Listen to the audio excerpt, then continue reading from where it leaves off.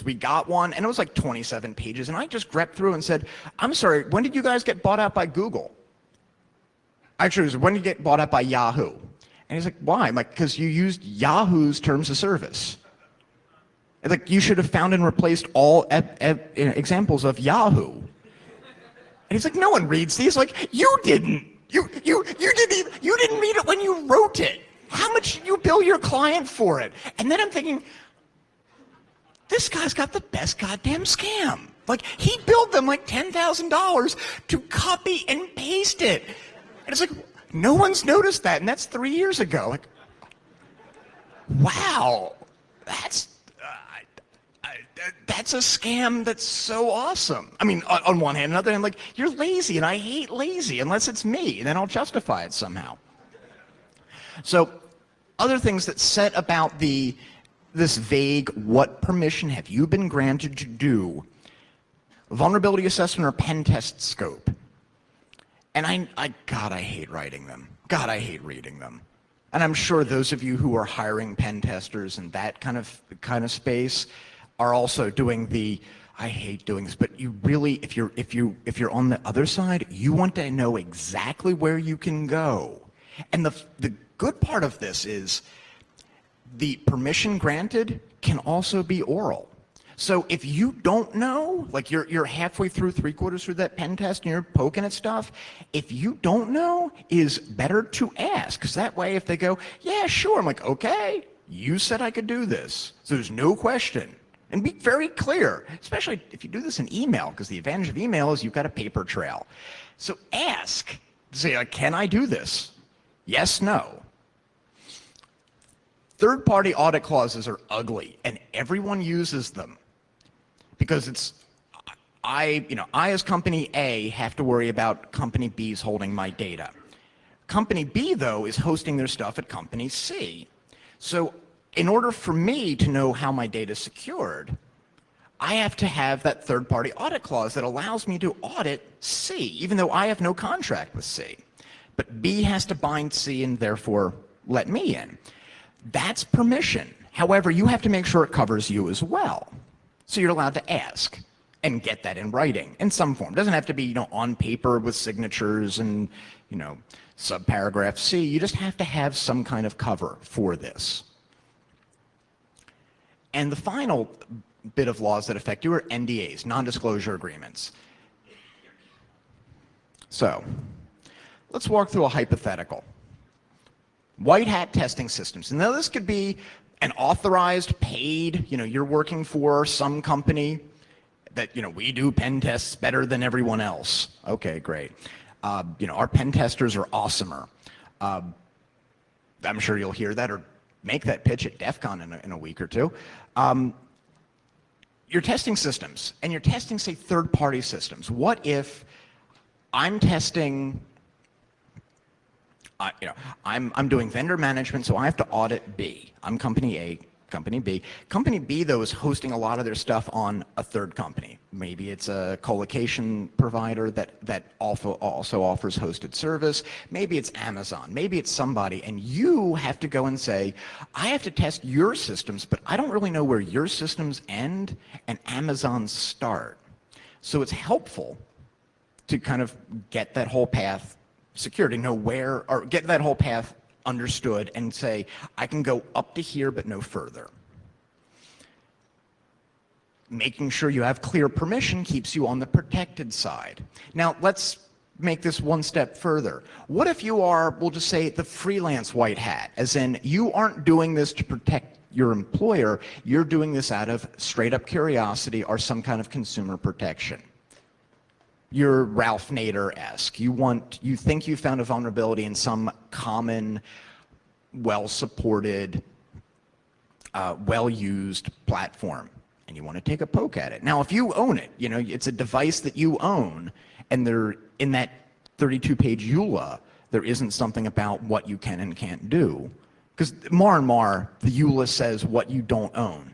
I theoretically own my laptop because, I own, it's open source, blah, blah, blah, blah. Somehow there's a GPL that provides what I can do to it.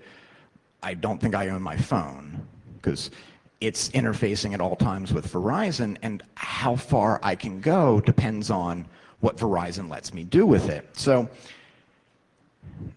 I might not be able to test everything my phone does because it goes back and it actually touches stuff that Verizon owns. So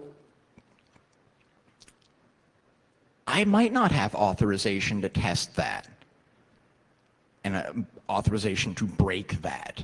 So that's something I kind of want to get out there, is to say, it doesn't matter that you have good intentions if your license doesn't grant you that power. And I'll kind of walk through that in a bit. Second hypo, hacktivist, doing web defacement or DDoS. We've all known someone who did that. You're still liable for the damages, even though you're saying, I'm not doing this for profit or malice, I'm doing this to further a cause, I'm doing this as speech. And I don't really like the argument that DDoS is free speech. I'm sorry, maybe I'm old and boring, but it seems to reduce speech. And the idea, if you go back to Brandeis's, marketplace of ideas, is more speech is better, even if it's stupid, even if it's evil. So DDoS, but anyway, you're still liable for those damages even though you're not doing it for malice. There's no free speech exception to 18 U.S.C. 1030. Yeah. So in that model, what if it was a free assessment of Pennsylvania hotel supporting free speech, which was 120 years, is going to make people profit? Yeah. It's a free, I'm sorry, a free pen test to the,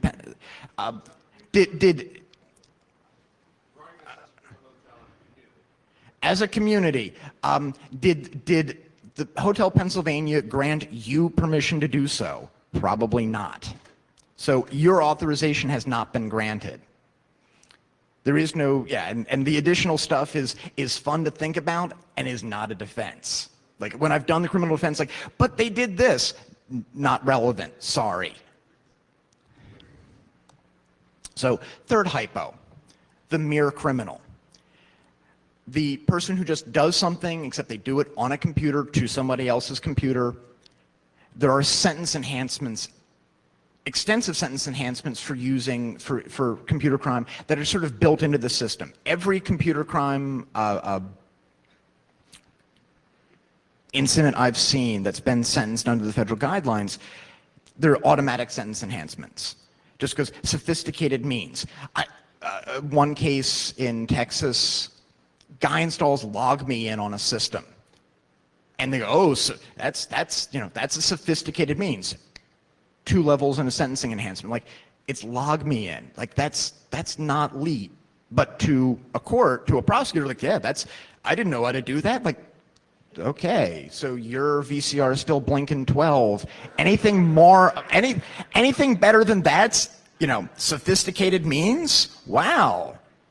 That's interesting, and it's automatic. It's almost automatic. I haven't seen a prosecution that didn't have that. Clearly, anything above that is just like, we're enhancing your sentence, and I love that newspeak, right? Like, we're going to make your sentence better. How? By making it longer. So, what to avoid? And I want to make this more practical now.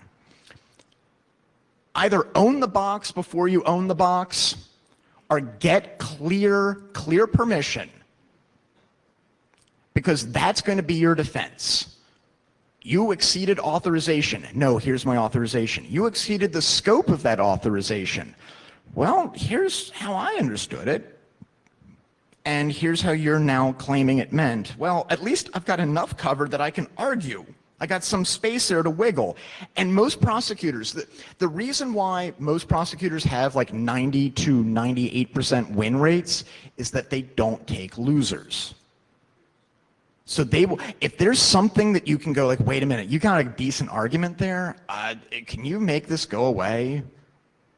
Or not prosecute it, or offer some like really stupid plea deal, like we want to put this defendant away for 900 years. What's the plea? 30 days?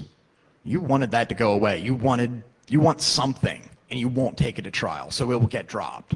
But they're not even charging people unless they've got really good evidence. And that's why I want to start talking about evidence now. Be careful about disclosure. I'm not saying don't disclose. I'm saying be careful about it. Most of the prosecutions I've read are for people who got trouble, not for what they did. What they did didn't get anyone's attention. It's the talking about it that got them there. And if you can make hackers not gossip, I don't, not possible. Good operational security does not stop after the act. Okay, what to avoid? More on operational security. Consider who knows what you've done. Consider what evidence your whole track has created, where that evidence is, right? You've got a log on your system. There's a log on the remote system. You've got, perhaps, if there's network monitoring between you and them, what does that say? How does that map back to you? Now, the bigger thing is consider what statements you've made, either pseudo-anonymously or in real life. What maps back to you? What's been said that can be used against you? And this is one of those things that I try to drill into people, us, because I see how the outside world views us in some ways, and imagine everything you said and interpreted in the worst possible light. What did they mean by that? It must mean they hate America.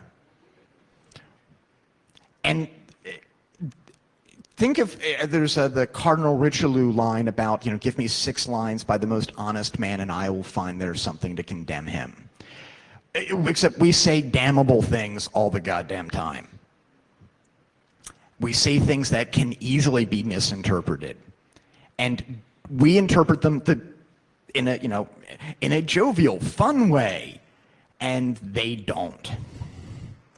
So, on statements will be used against you. There's this rule about hearsay.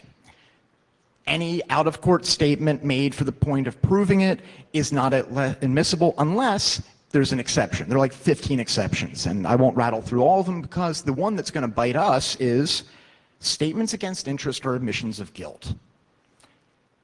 And everything you do is a statement against interest or an admission of guilt in these cases. An example, fuck shit up.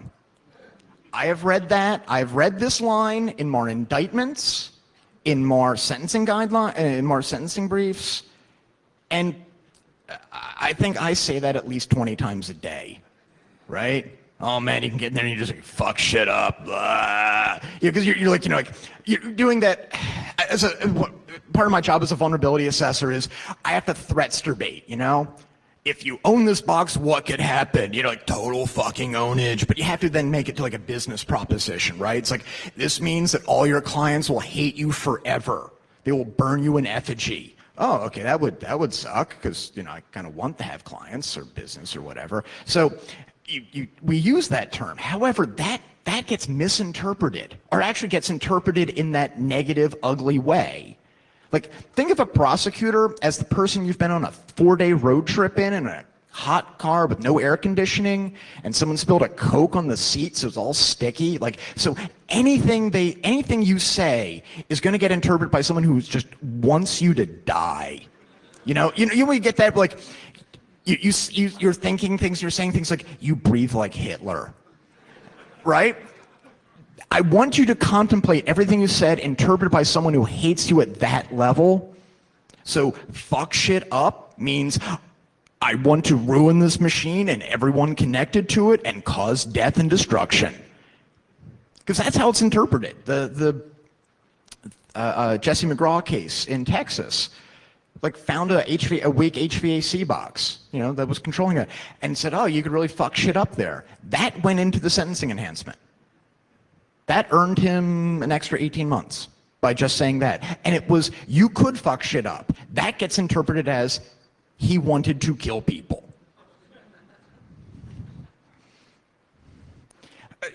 Admissions like this, seeing this in an IRC log, here's the usernames and passwords to log into this box. Okay, that statement right there shows intent and shows the understanding of the crime and also kind of admits to the crime. Boop, that line.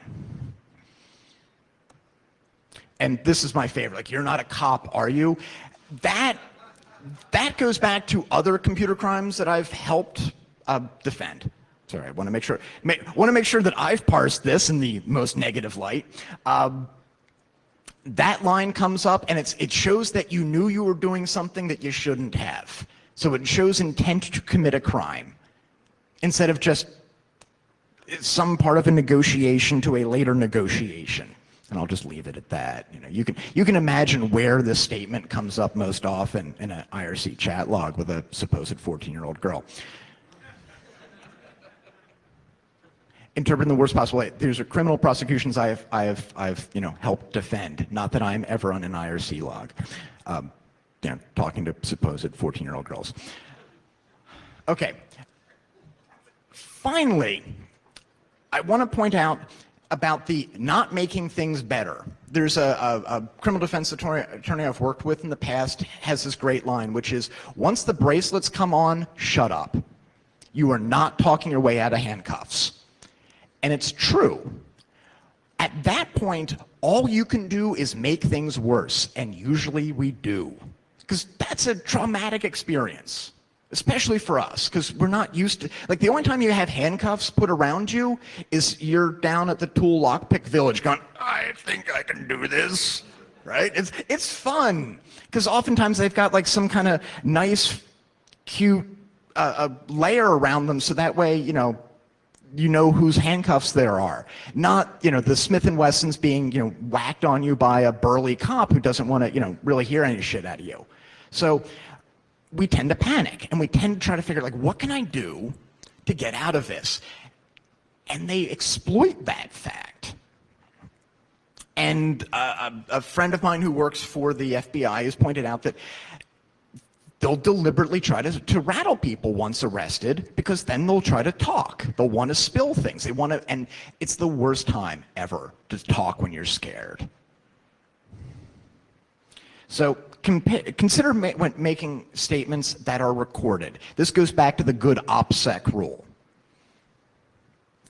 On IRC, you're being logged. Anyone else in that chat may be logging it.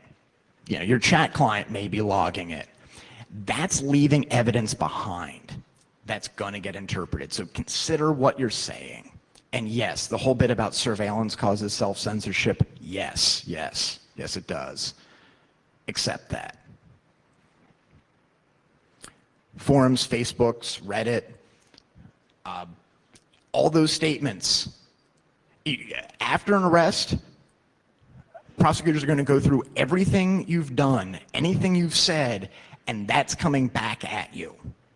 So that annoying little argument you got in because someone was wrong on Reddit is coming back at you. And I really don't ever be prosecuted for the stupid arguments I've gotten in on Reddit. So, but those are going to come in. And the idea, like, oh, why are they doing this? That's intrusive. Like, yes, but they're looking for every statement you've made, and they're looking to use that to enhance their case as the prosecution. They're looking to find intent of malice. You aren't just an amusing little prankster. You're an evil bastard coming to take America away. And they're looking for that. So all those dumb statements, that dumb joke you cracked, imagine that in its worst interpretation. Jail conversations. The amount of when I worked with the public defenders, the amount of people who did not remember 5 minutes into a phone conversation that there was a recording. And it's not just the recording, whole NSA recording, everything. No, there's recording, and then there's recording that we're actively going to listen to find stuff that you've admitted to. So if you're arrested or you're in jail pending prosecution, do not say things like, I want you to dox the prosecutor. I want you to dox the judge. This is coming in against you. Sentence enhancement. Good job. You've just turned a 4-year sentence into an 8-year sentence. So this is the, you can't make things better, but you can always make them worse. You can always turn a bad situation into an ugly situation. Also, consider when there's an informant. And I'm thinking of Emmanuel's observation a couple hopes ago that 1 in 5 is an informant. And that still scares me because I see more than 5 people in the room. And I don't know if this is true, but it seems to be, because every prosecution I've seen, there's a lot of information about very, very nitty-gritty things that aren't in all those other evidentiary forms I've talked about. Like, it's not a log on a PC. It's not a server log somewhere. It's not an IRC log. There's like intimate knowledge about what happened. And this is kind of the nature of breaking up any form of organized crime. You get one person, you get your hooks into them, and you get them to inform on everybody else, and maybe even you egg them on. You know, the Cebu's case, like, clearly he was not merely a passive informant, he was an active one. So contemplate that. Contemplate that the person egging you on might have another interest. So, takeaways. If you can, beforehand, consider the legality of what you're about to do. Just like a basic, and maybe this sounds a little too namby-pamby, but it's something you should think about. And the evidence you're leaving behind. Who will know about it? And that's like pre-incident planning. Post-incident planning is, if you get legal attention, you get the business card of an agent on your door. At this point, you're now in the, I can't make things better, but I can make them a lot worse. So, and I hate sounding like, the bar association with the shut up and lawyer up, but the amount of people who have turned a matter of interest into being a defendant at this stage is too high. Yeah, I've watched smarter people than me fall into the trap. I've watched people say, like, my favorite line is, they said I sent malicious code. I just did a SQL injection. Now, for me, that makes me itch, because that's an admission of a 1030 crime. Right there. Boom. Yes. And my FBI friend has pointed out that they will send the biggest, dumbest looking agent to talk to a suspected hacker. And this is someone who's, as he says, I have to get him new Band-Aids every week because the old ones fall off because they're just dragging, his knuckles are dragging behind him. And the guy is actually fairly competent. He's like, as he says, the agent has, extensive training, might not have a couple of degrees in computer science, but is not a dumb guy. Like, made a Roomba lawnmower.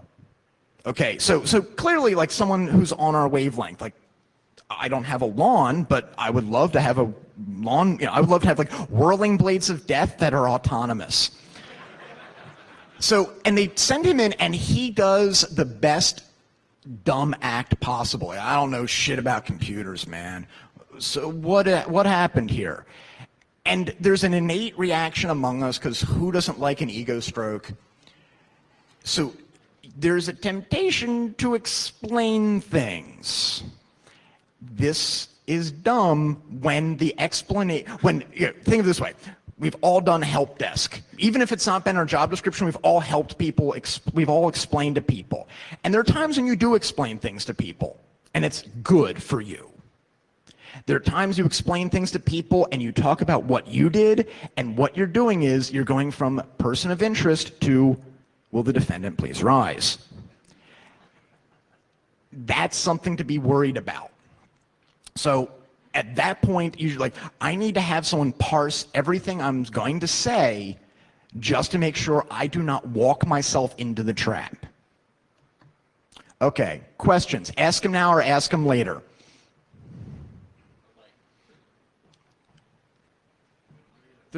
No mic?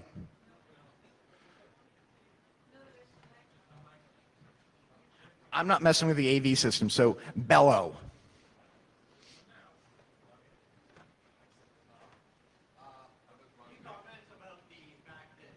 I was Whoa, there we go. I was seeing some numbers like recently where it was, on average, computer crimes were 15 years, but rapists were getting 5, and just the absurdity of that situation. Why are there more enhancements for the computer crimes than actual like physical harm? Actually, the observation I want to make, because the whole like rapists get less time than hackers. No, I'm not saying anything about legitimate rape. No, that's a stupid thing to say. The observation, under the federal sentencing guidelines, you get more of an enhancement for causing damage to a bank than you do putting people at risk of death. I had the notes, and unfortunately they're in, I didn't actually like write them down. They're sitting on my desk at home, but there is a belief that we are more dangerous than regular criminals. So it's not what you did, it's what you could have done. That comes into a sentencing memo. And think of all the tools, those evil hacker tools you have, like weird operating systems, right? And I remember this was, one like, they had Nmap, and I'm looking at my laptop, like, going, really? And Metasploit, like, oh, okay. And they had other operating systems, like, and I'm actually saying this to a U.S. attorney and just shooting the shit. It's like, I have an OS2 VM on my laptop. Why? Once, because I actually was using it for a test, and another time just to mess with somebody, like the help desk came up, and I put that in full screen, and I'm watching the help desk guy going, what the hell am I looking at? Like, or the great line I have about, trying to get tech support on Intuit, and it's like, what operating system are you using? Like Windows 7, because it's in a VM. It's like, no, exactly. Like it's a Windows 7 Service Pack 0 running in OpenBox on a Ubuntu 12.04 system, and he's like, I'll put you into Mac support. Yeah, but. All that sophisticated knowledge gets interpreted in really ugly, weird ways. He had many, many malicious tools. And I remember one was like, he had Nmap. Like, Nmap is malicious? I can come up with a lot more malicious tools. And then I was like, I shouldn't say that. Because to kind of map this back into something more sane is, I remember doing a grand jury, and as a citizen, not as a lawyer, but just as a citizen, and they said, well, what evidence did they have they were dealing drugs? And it was an O-House 3-beam scale and 3 books on chemistry. I'm like, I have that in my house. I'm like, what are you doing? And I'm like, well, I need to accurately measure brewing sugar. Really? I'm like, I'm not dealing drugs. And of course, it's really hard to, my voice goes up. I'm like, I'm not dealing. Like, God damn it. Now I'm a person of interest. God damn it. But think of all the tools, because we love tools. And it's like, this is an incredibly dangerous tool. Like, that makes it better. Okay. So the takeaway is, if you want to get revenge on someone with a computer, you should beat them to death with it rather than using it electronically. Gotcha.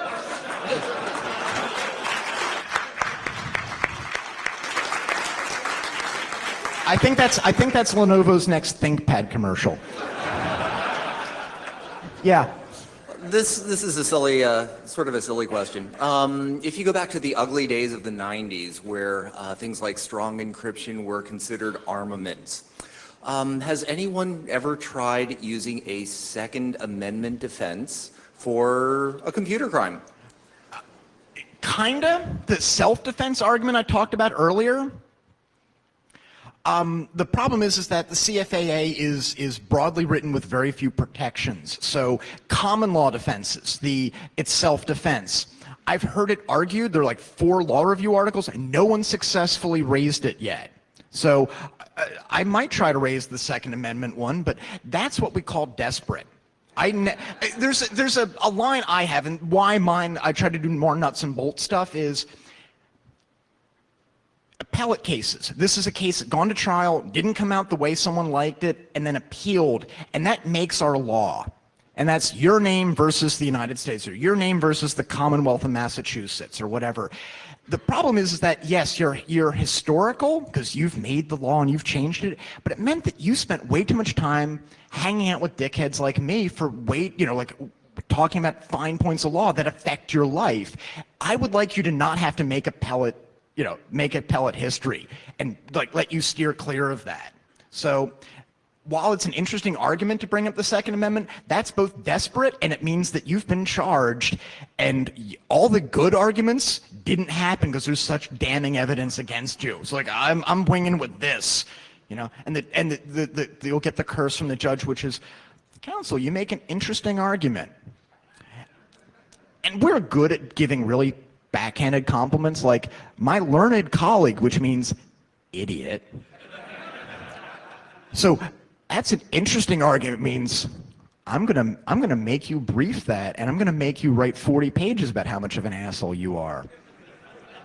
And I'll raise that because that's like desperate. I'll try to make something, but it means that it's like, dude, that's all I got. It's a loser. Yeah.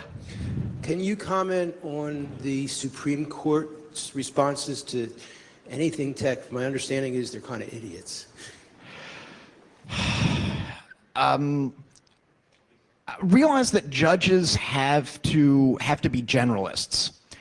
A judge has to rule, like the Supreme Court has to rule on patent cases about technology they don't get. They also have to understand, they also have to rule on most judges have to rule on things they don't fully understand. And the point of the advocates on both sides is to educate them well enough that they can. There's like this idea, like the way you go to senior management and talk about what you do. If you're in a corporation, you have senior management that is, generalists, and they're supposedly hyper bright people that can only consume PowerPoint. And I've learned this, like you've done a 22 slide deck that explains this. Boil it down into 3 bullet points, like it would suck to be sued because that'd be all expensive. Is that the level of detail you're looking for? Well, make it better. It's an art form, but I'm not going to say they're dumb. I'm going to say that they're generalists who don't get it at the level we do. Our knowledge is narrow and deep. Theirs is broad. Cool. Thanks much. I have cards if you need them.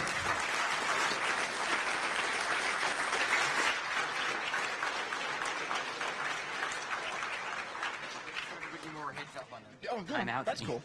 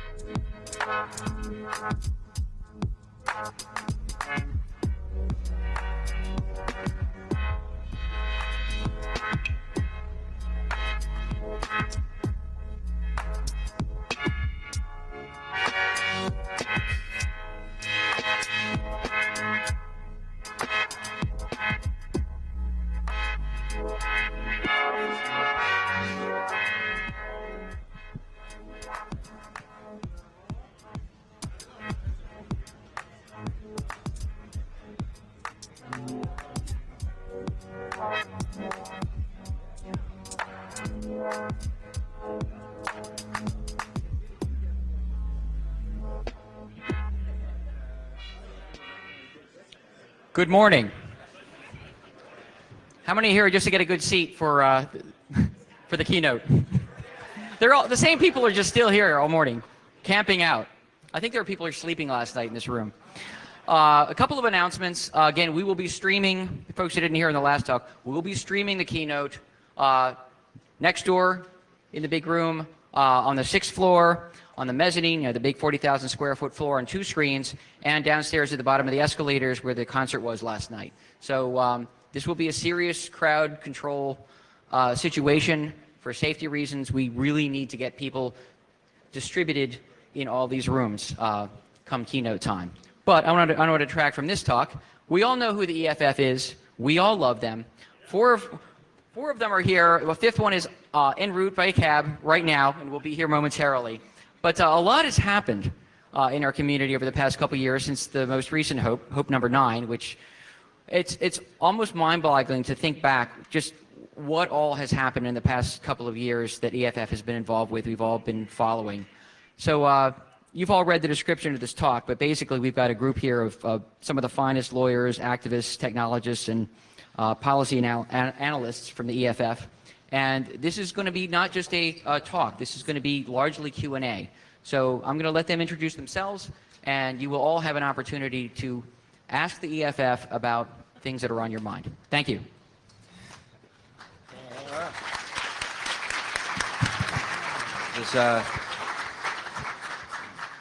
Good morning, everybody. Thank you for coming. I assume that most of you are familiar with the Electronic Frontier Foundation, but for that one person who's not, I'll give a brief introduction of what we are. We are a nonprofit civil liberties organization that's dedicated to defending your rights online. We fight for privacy, we fight for fair use, we fight for freedom online to allow people to express themselves and make the world a better place, a future that you want to live in. And we've had an interesting year over the last 12 months. A lot of that having to do with the national security space. You'll probably be seeing a lot about that over the course of this conference. So we're going to go and each of us will give a few minutes description of what we've been up to over the last year. Talking about some of the EFF projects briefly, but then we'll get into your questions pretty quickly so we can have basically this talk directed by you to your interests. And so let me start out. I am Kurt Opsahl. I am an attorney with the Electronic Frontier Foundation.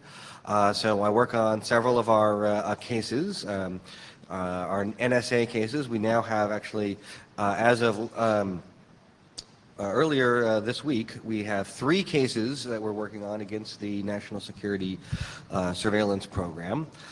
First one was Juul, or is Juul, Juul versus NSA. That was filed in 2008 based on information that came out at that time, including information from a whistleblower, Mark Klein, about AT&T's cooperation and collaboration with the NSA surveillance program. And that suit has been going on for quite some time. It went up to the appeals court, back down to the district court where it is right now. Last summer, after some of the new information and additional details were being released through Edward Snowden's leaks, we had another lawsuit filed, First Unitarian versus NSA. This is a case that is focused on the right of association, the right of you, as a part of an organization, to not have the membership of that organization, who you're associating with, known by the government. Preserve your anonymity in that. So a group of 20 organizations from all across political spectrums joined together to sue the NSA to protect their right of association from the phone records program, because the phone record program was able to look at all of their calls, and from that you could derive who's a member of the organization and how often they're chatting with each other. And then just earlier this week, we announced that together with the ACLU, we were going to be helping with another case, Smith v. Obama. This was a case that was filed and actually had gone through the district court. Unfortunately, the district court said dismissed the case, saying that the program 215 phone records program was okay, and now that is being appealed. So we came in with the ACLU to help on that appeal and try and get the appellate court to realize that it is unconstitutional, that it is illegal. In addition to the NSA cases, I've been working on a case for national security letters. These are letters that the FBI can issue without a judge, without a warrant, without really much process at all, issue them to a service provider to find out information about the customers, and the service provider is not allowed to say that they even have received one. So we got a court to declare them unconstitutional back in March of last year. And,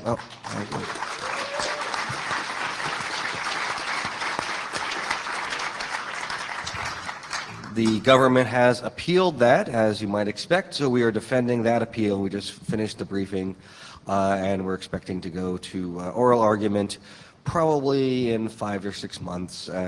Things move at a very stately pace in the appellate process. So that's just a small sampling of some of the litigation work that we've been doing. But now let me see my colleague Peter. Hi, everyone. My name is Peter Eckersley. I lead EFF's team of technologists who are both advisors to the organization in terms of making sure that it understands how the internet works, how technology works, all the theoretical computer scientific underpinnings of the policy work that we do, so that we know which battles are the most important ones to fight. And we also build actual products and systems that we put out into the world. So good things to ask me about. You could talk about some of those projects. There's our efforts to encrypt the web, both by persuading companies to offer HTTPS when they didn't beforehand, through offering client upgrade support via HTTPS everywhere for Firefox, Chrome, and other browsers. Our efforts to make sure that once the web is actually encrypted, is genuinely secure. We've had projects like the SSL Observatory to find weak points in that TLS encryption infrastructure and get them fixed. We have projects to try and we have a new project that's just starting called Start TLS Everywhere that tries to offer the same kind of authentication options for email server to email server encryption that have been lacking until now. So that's one large effort we have. You know, the slogan version of it, starting in about 2009, was let's try to encrypt the entire web in about 5 years. We're probably not going to do it in 5. It might take 7 or 8, but we are actually making a huge amount of progress there. Other good projects to talk about include the Open Wireless router project that we launched here at Hope. And another thing that I'm going to be talking about at length on Sunday at 6 p.m. Is Privacy Badger, which is a browser extension that figures out which third parties on the web are tracking you without your consent and then automatically blocks them, whether they're visible advertisers or invisible JS or widgets. And then on the policy side, you can, it's great to ask questions about the way that the technical perspective informs what EFF does. And good examples of that over the years include our role in the fight against SOPA and PIPA, the Internet Blacklist bills a few years ago, where the ability to show up and make technical arguments seemed to actually make a big difference to that policy fight. The current fights around network neutrality are very interesting. You know, that's actually been something that, you know, years ago we fought with Comcast around reset injection into BitTorrent traffic. Now, again, we're seeing more subtle discrimination by ISPs, usually around peering contracts and other subtle things. So all of that is the stuff that I work on day to day. Hi, my name is Eva Galperin, and I'm a global policy analyst for the Electronic Frontier Foundation. I work on EFF's international team, which means that I spend all of my time worrying about all the places that are not the United States. So I have a lot to worry about. Over the last year, I have really spent a lot of time focusing on vulnerable populations, both inside and outside the US, and that's usually journalists, dissidents, and activists. My work has primarily been focused in the post-Soviet states. I've done some work in Vietnam. I did a bunch of work with Ethiopian dissidents this year.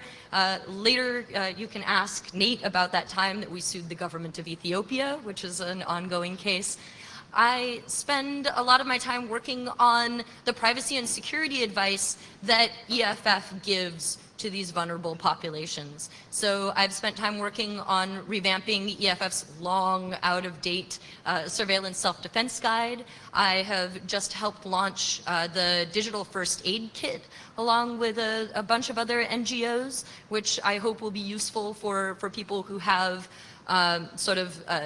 digital emergencies but are not really sure exactly what is going on or how they can be asking. If you have questions about surveillance, not just in the United States, but surveillance of non-US persons, surveillance by countries other than the US, I am the person to ask. If you have questions about, vuln development or exploits or surveillance software, I'm also the person to talk to about that. I think that's about it. Cool. Hey, everyone. I'm Adi Kamdar. I'm on the activism team at EFF. The activism team, what does that mean? Everybody at EFF is an activist, but our team is focused on creating the campaigns, doing a lot of the public-facing, take action side of what we do. If ever you have called your congressman or signed a petition or done something like that, joined a march, something that we've organized, that is my team. Recently, over the last year, it's been a crazy one. But a lot of what I've been focusing on, apart from the campaigns that we've been working on, is patent reform. That's an issue that oh man, we could talk about that. A lot of what we've been doing over the last year has been pushing back against patent trolls and trying to actually pass patent reform. This is something that when a lot seemed stalled and broken in Congress, and a lot is stalled and broken in Congress, this was kind of a glimmering beacon of hope as it was flying through, and then it got killed, murdered. So we can talk about that and how to move forward from there. Other things that I work on are things like open access to research, which is a very important issue for us and something we've picked up in the last year and a half, especially since our friend Aaron Schwartz's death. This was something he was passionate about. And I do a lot of work on consumer privacy and on state-level legislation. Hey, my name is Nate Cardozo. I'm a staff attorney at EFF, as you might imagine, since I'm sitting up here on the Ask EFF panel. I do free speech and privacy, generally, working with Kurt a lot. Some of the things that I do is I participate in some of EFF's FOIA litigation. For instance, we just sued the NSA and the DOJ for access to their so-called vulnerabilities equities process. This is the balancing test that NSA uses to decide whether to report a vulnerability or sit on it. As Eva mentioned, I am the lead attorney in the case where we are suing the government of Ethiopia for wiretapping our client, an American citizen who goes by a pseudonym, Mr. Kadane, at his home in Silver Spring, Maryland, and shipping all of his Skype calls back to a command and control server in Ethiopia. I also work on EFF's Who Has Your Back project. This is a project where EFF awards gold stars to the nice little companies that treat user data well when the government comes knocking. We award good practices for things like posting law enforcement guidelines, transparency report, always demanding a content for data, and fighting for your rights in the courts and Congress. So that's the sort of thing that I do. And then one thing that Kurt didn't mention that the two of us work on together is we work on EFF's Coders' Rights Project. And this is the project that if you are a security researcher, a developer, an academic who wants to do security research or has done security research or wants to present about their research at a conference or publish a paper on it, and you have legal questions about what you've done or what you want to do or what you're about to do or what you're about to talk about on stage in front of a whole bunch of feds, and you want legal advice, please email us before you do that. info@eff.org is a great way to get in touch with us. You're welcome. So that's about it. Cool. All right, well, so now we'll turn to your questions. As we said, as Nate was saying, we do advise a lot of people about issues that they may have, but this is not the forum for that. You want to have a privileged conversation with us if you're looking for legal advice, and going up to a microphone in front of a crowd of people is not a privileged situation. So what we're about to say is, about EFF, but it will not be legal advice. If you need legal advice, come talk to us elsewhere, and we will try and see what we can do in a more private circumstance. So I believe that there is a microphone in the middle here.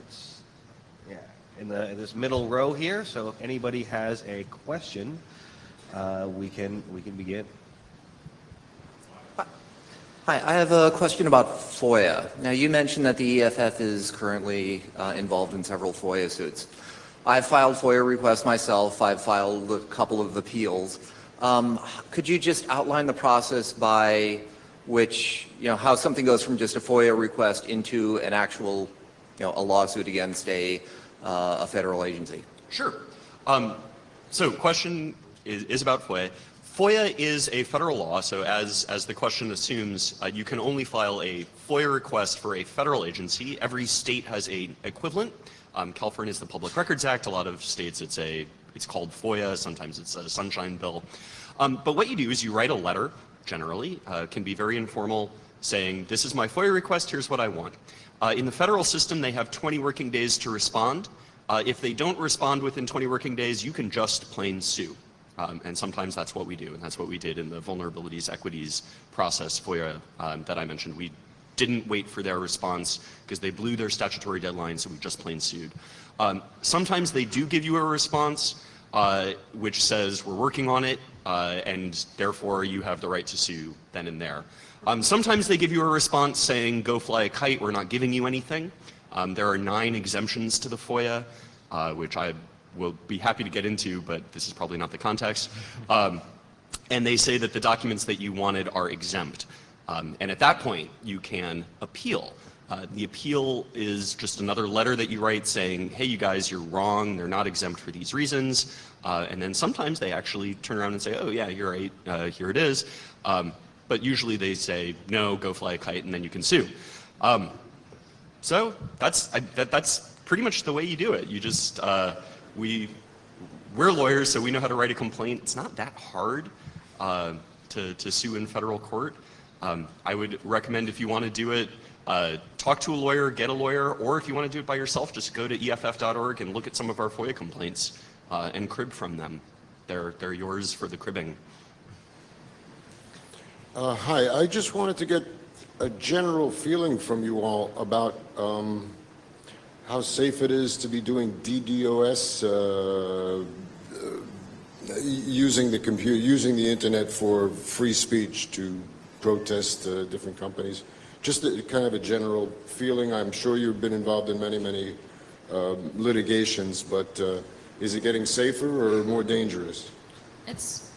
I'm not really sure that I understand your question, but I'm going to start by answering it in the way that that we traditionally answer questions at EFF, which is that it depends,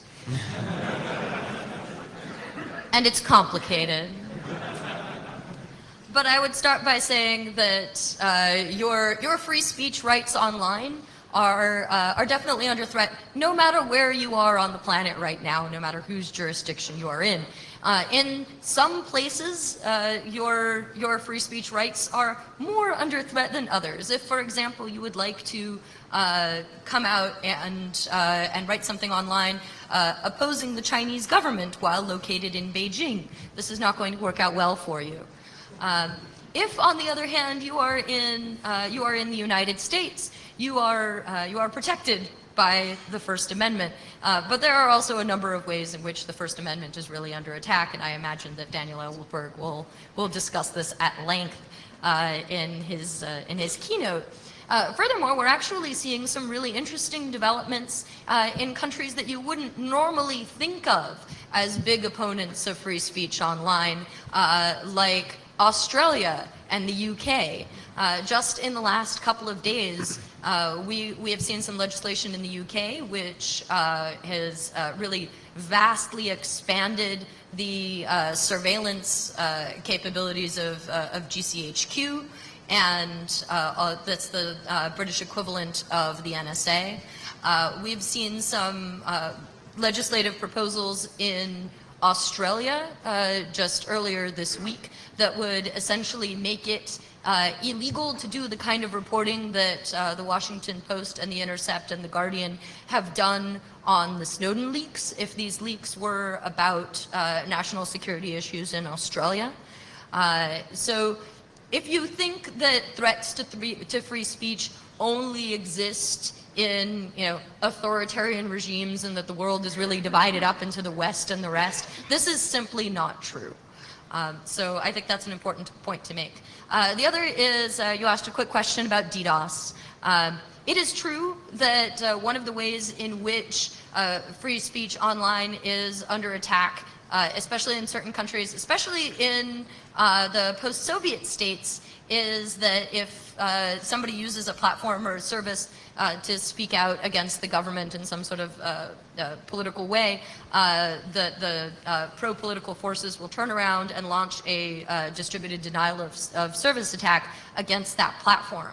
There have been some really interesting developments in sort of anti-DDoS services recently. There is a nonprofit organization called Deflect that offers DDoS protection for journalists and dissidents and NGOs. There is also a company called Cloudflare that has started up a service that will, under some circumstances, give their services for free to certain startups, sorry, not to startups, to dissidents and journalists and NGOs. So we're starting to see this sort of stuff made much more available, and hopefully this will make sort of speech which is being targeted by DDoS attacks much more robust. In the United States, have there been any important legal decisions in the past couple of years that indicate things are getting more safe or significantly less safe? And safer on what? On the First Amendment. You want to say something about the legal? All right. So the question was whether or not things, decisions over the last couple of years, things are getting more or less safe for the First Amendment online. I think that on the whole, the First Amendment has been doing well in the courts online. There have been probably not too many major First Amendment internet decisions, but this is also because that has generally worked out well at a lower court level, where it comes up primarily, actually, where the First Amendment is interacting with, well, yeah, IP. There are cases where people are using like the DMCA Copyright Act to take down speech, and that comes up in the context of fair uses. So probably one of the more troubling decisions that we've seen in the last year was one, Garcia versus Google, where this ended up where Google had to take down a video, The Innocence of Muslims. This video was very controversial when it first came out. One of the actresses involved in that sued Google, saying that she had a copyright in it on account of being in the film. This is a non-standard way of looking at copyright. Usually it's the person who makes the film that has the copyright in it, not the people in the film. But nevertheless, on the basis of that copyright, the court ordered Google to remove all traces of that film, no links to it, take it off of YouTube. And that was a little bit disturbing from a free speech perspective, because say what you will about the film or whether it was a good or a bad film, it is an interesting, controversial issue, and if people are going to discuss the newsworthiness of the film or whether or not it's a good or a bad film, having a reference point is useful, and that is being it was the appeals court who did this, but nevertheless their decision is being appealed to the larger Ninth Circuit Court, and we will see how that decision goes. So there are sort of two other major threats to free speech online that I think are worth mentioning. The first is that in the United States, the sort of the great exception to free speech is frequently copyrighted material.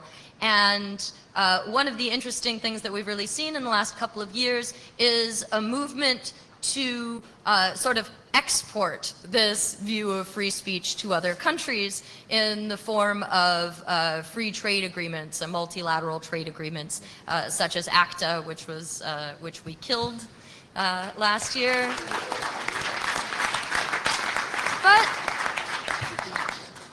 But just in case you thought that the coast is clear, now we're seeing a lot of the same language come up in the Trans-Pacific Partnership. So much like a zombie, this is an idea that just keeps getting up and trying to eat our brains. So one of the things that we're really doing a lot of on the international team is we send people all over the world opposing these free trade agreements and talking about the ways in which normalizing copyright law across countries actually just exports these attacks on free speech and often normalizes a level of protection for free speech which is less than the protection that already exists in the United States and less than the protection that already exists in many other countries. So this is sort of one way that attacks on free speech make it through the sort of IP backdoor. The other big threat to free speech that we're really seeing in the last couple of years is that free speech isn't really free on the internet. Most of the time, if you are speaking, you are using somebody else's platform to do so. And you're pretty much at their mercy because it's not about your free speech rights, it's about their free speech rights as the owner of the platform. So if you are using Twitter, you do not have free speech rights on Twitter. Twitter can decide what you are allowed to say based on their terms of service, and they may change that at any time. The same is true on Facebook, the same is true on Google Plus for both of you who use that. And so one of the things that EFF has been working on is a site called onlinecensorship.org, which we've just gotten a big grant from the Knight Foundation to work on, where people can report sort of takedowns of material on these sort of third-party platforms so that we can get some idea of what their policies really are and what they're like, and find out whether or not there are kind of biases within these policies. Because frequently these companies are very opaque about what they will and will not take down and under what circumstances, because they're really worried about people gaming the system. But this lack of transparency also means that you can have all kinds of hidden bias, and people are constantly having stuff taken down and have absolutely no idea why that is the case. So this is something that we spend a lot of time working on at EFF, and I think it's one of the biggest threats to free speech online that actually has nothing to do with the First Amendment at all, because it never comes down to a court case. You're really at the mercy of these third-party platforms. You mentioned national security letters earlier. One of the techniques for working around that is by saying you have not received a national security letter on your website, and having that disappear when you have. I was wondering if you could elaborate on the effectiveness of that, if any. All right, so the question was about warrant canaries, as they're sort of colloquially called, and this is the notion that when you're doing a transparency report, you say 0 NSLs, because until you get an NSL, you're not under any obligation to not say anything about NSLs, because the obligation comes with receiving the NSL. And then in your next transparency report, because you are not allowed to say that you have received an NSL, you say nothing on the subject, and then maybe people make some inferences based on that absence. So a number of companies and service providers have put up warrant canaries, and it has yet to be tested in a court. The basic theory behind it is the notion that compelled speech is one of the things that's very difficult for courts to order. To say that you must say a lie is also a little bit unusual within our legal tradition, to force someone to say, for example, they've gotten 0 NSLs when in fact they have received one. It will be an interesting test case, and I hope that if it comes up, someone will get in touch with us so that we can have that test case. And hopefully fairly long before it will have to come to either be said or not said, because courts, when they're in a rush, more likely to come to a decision that might be unfortunate. So I think there's some good legal arguments why the courts and the government could not compel you to say a lie, but it will have to have a test case to find out and bring that forward. Thank you. And I'll elaborate just a tiny bit on that. Two of the companies that did this year, that posted warrant canaries in a way that we really liked, were Tumblr and Pinterest. Both of those companies said that they got 0 FISA requests, 0 NSLs. I think that just about, and like 0 215 orders or something like that. They are releasing those reports every 6 months and on a 3 or 4 month delay. We actually appreciate that because if they got one of those sorts of orders, as Kurt mentioned, it could be litigated in sort of the cool light of morning, right? It wouldn't be an up all night trying to get a federal judge to rule that you're allowed to do something with no notice when the government's on the other side screaming about terrorism and national security.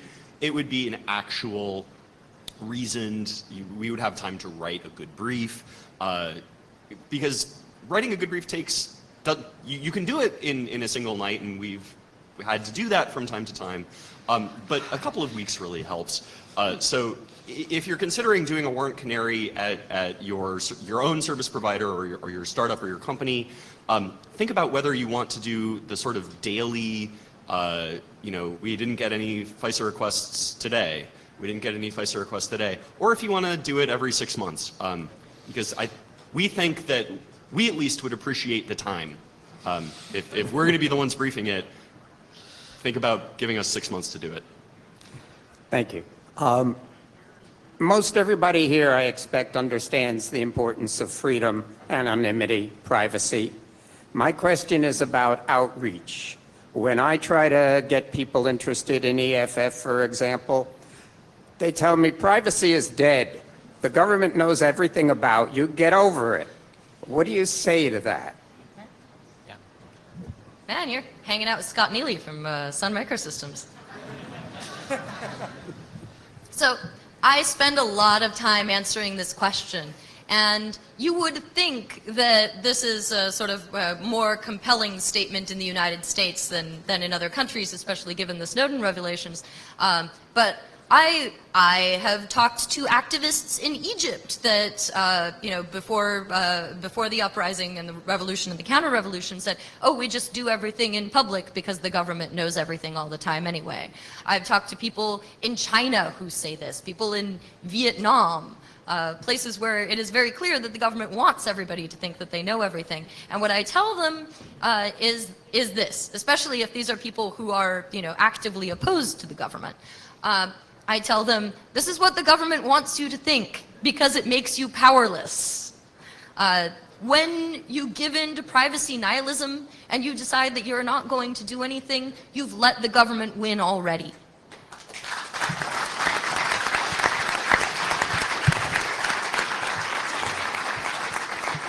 And for people who are and for people who are inside of the United States, who may lead more comfortable lives and may, genuinely think that they have nothing to hide or don't spend their time, violently denouncing the government, there are still a couple of reasons why you still have something to hide. There is a reason why you lock your door. There is a reason why you shut your curtains. There's a reason why you don't walk around naked or give me all of your passwords or your credit card information. You have things to hide, you just haven't really thought about them. And furthermore, even if you have nothing to hide, you have a duty to protect the rights of people who do have something to hide. One of the most interesting things that's really come out of the Snowden revelations, especially in these latest reports from the Washington Post and from The Intercept, is that Muslims have been disproportionately targeted by the government simply for being Muslim. I, for example, very rarely hear American Muslims telling me that they have nothing to hide and therefore they should do everything out in the open. So for the people who really need it, you need to fight for these people. It's not just enough to cover your own ass.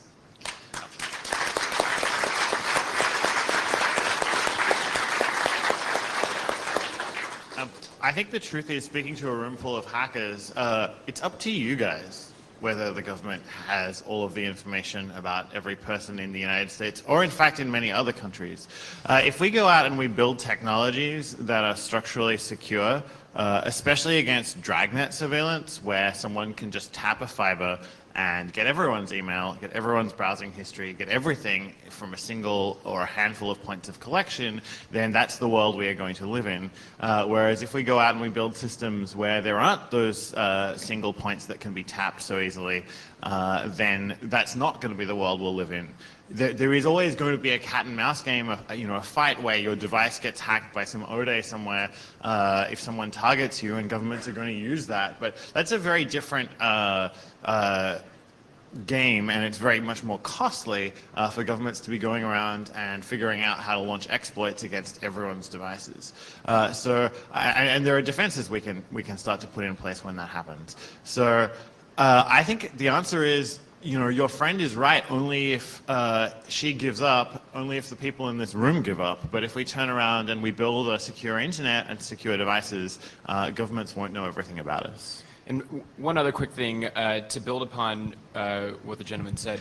He started off by saying, when I try to do outreach to my friends, and that's music to my ears. That's music to all of our ears, because that's what we need. The nice thing, one of the nice things of all the news stories of the last year is that all of a sudden this thing that we've been clamoring about for the last 7-8 years now, if not longer, is part of the conversation. It's part of everyday conversation.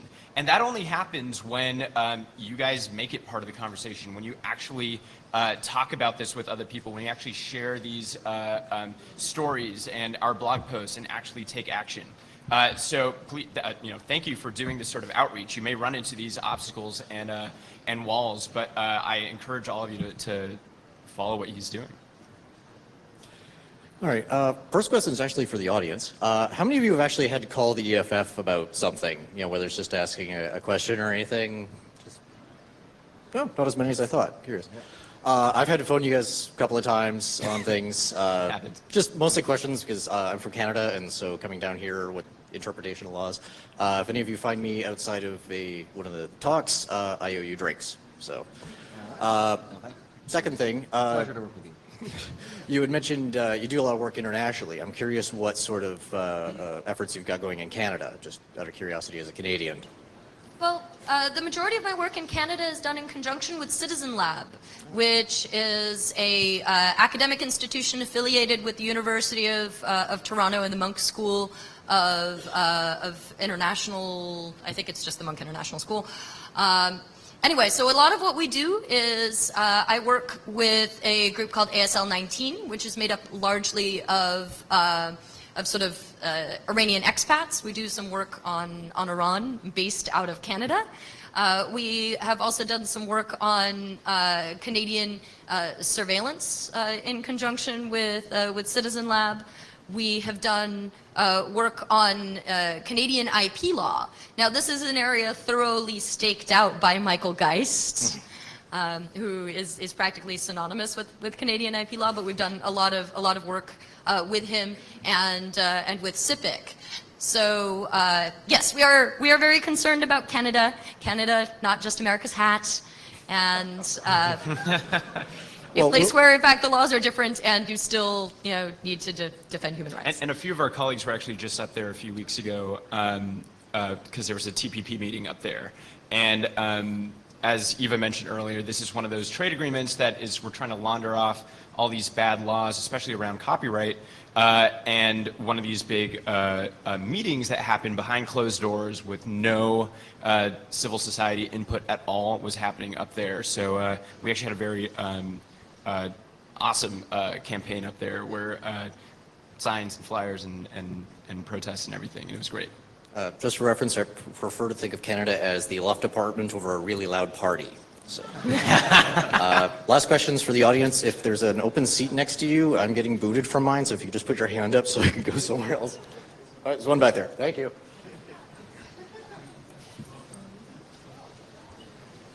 Hi, I wasn't going to come up and ask this question, but since you just talked about the critical importance of pseudonymity and anonymity to the work of the EFF and to other advocacy groups like you, and you bonus. You're just talking about like, let's go to the closed meeting and like put signs up and fight it. Yeah. So there's an open process that's been going since 2011 in the United States called the National Strategy for Trusted Identities in Cyberspace. I like to say it's almost as bad as it sounds, except it's completely open.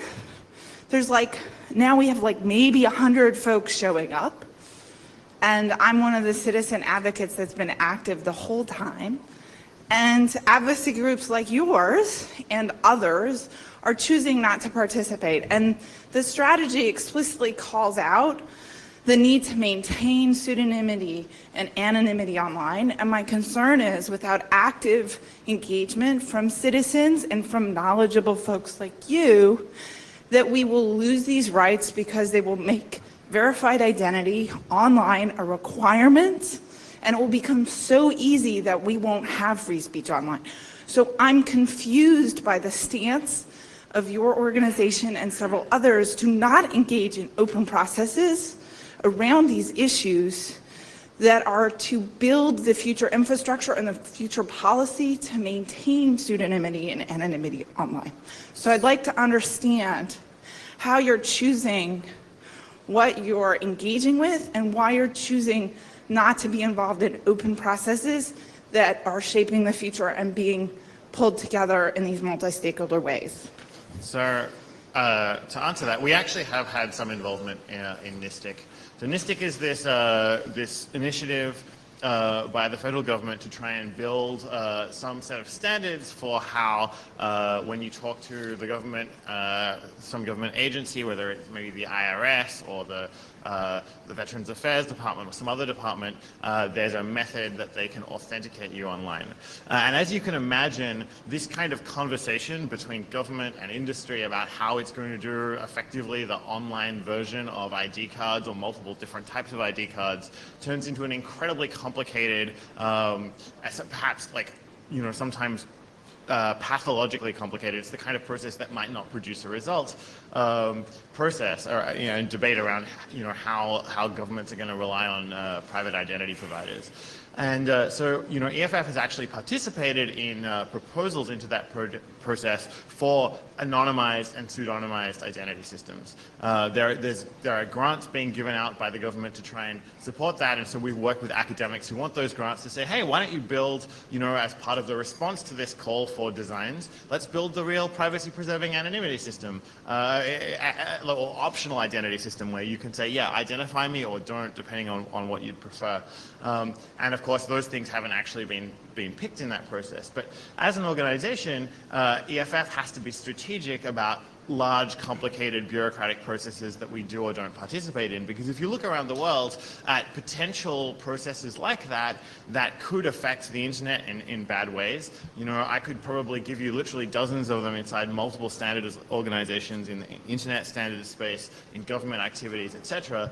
And so if you look at EFF's staff headcount and divided that between all of those processes, we could be, going and arguing about the way the domain name system is architected. We could be arguing about the next generation of standards at the W3C, etc. And we do some of those. We just don't have the head count to staff every one of those processes. So what we do is more strategic. We look at one, we put in a filing or a comment at the right moment, and then if a big process like that at the end looks like it's producing an outcome that's actually going to be really dangerous to your rights on the internet, that's when we'll spin up and engage fully and try and make sure that we can deflect the damage. But we have to be strategic about that. I'm also confused about why not proactively participate so that it is good, and that's just a challenge I put out there. Well, that's actually what we've done. We filed the proposal for the way we wanted that to happen.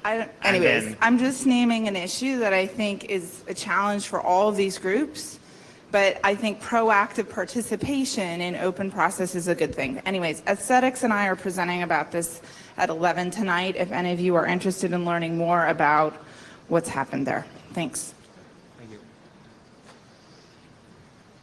Hi, I was wondering if you could talk about some of the difficulties in arguing the technical aspects of these cases in front of judges that seem to have no idea about these technologies. I mean, some of these judges don't even know how to check their own email, let alone understand the issues that you're arguing. So what types of strategies do you use in explaining the technology and the more technical aspects of these cases? So one of the great things about EFF is that we have both lawyers and technologists on staff. I had a case last year where we were defending a number of anonymous and pseudonymous bloggers who were, they were not parties to a lawsuit, but Chevron had subpoenaed their names and IP logs over the course of 9 years to do some pretty invasive tracking of these people in order to chill their speech. And so I had to describe to a federal judge what 9 years of IP logs actually meant. And it's great because we have technologists like Peter and a big staff now. I think we have, what, 6 technologists on staff who help us write those briefs. And so in that particular brief, our senior staff technologist, Seth Schoen, helped us write a really cogent description of what 9 years of IP logs actually meant. So it's hard, but we have both lawyers who know a little bit about tech and technologists who know a little bit about law sit down and write the thing together. And it's collaborative and it's sometimes fun. And Seth and Peter and Jan and the rest of the technologists will sit down with the lawyers and teach us what a fiber optic splitter in DPI means for the NSA, and what what a browser fingerprint looks like in the panopticlick, and we're able to hopefully teach federal judges. I was going to say, do you feel the judges actually understand, or do you feel like it's a crapshoot every time on whether or not they're understanding what you're arguing? It is rolling the dice, but then we look at decisions like this year out of the Supreme Court. It was a case called Riley versus California, and this is the case where the Supreme Court says law enforcement needs a warrant to search your smartphone pursuant to an arrest. The court got it. And what the court cited our amicus brief a couple of times actually in describing exactly how invasive a smartphone search is. So yeah, we have had some noted success in explaining to courts what it means, what the technology means. Sometimes they don't get it, but we have had, especially this year, the courts are starting to get it. Judge Sotomayor knows what 30 days worth of GPS tracking is.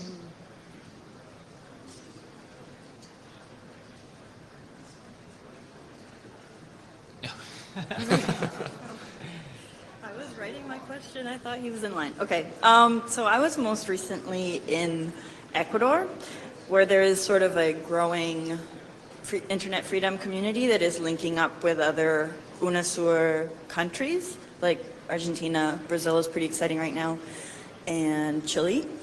And so I just wanted to find out sort of what is going on with you guys connecting to UNASUR, because it's sort of not just within civil society, but within government. There is an increasing interest for drafting alternative laws that protect privacy and protect freedom on the internet in those countries. So I thought I'd ask.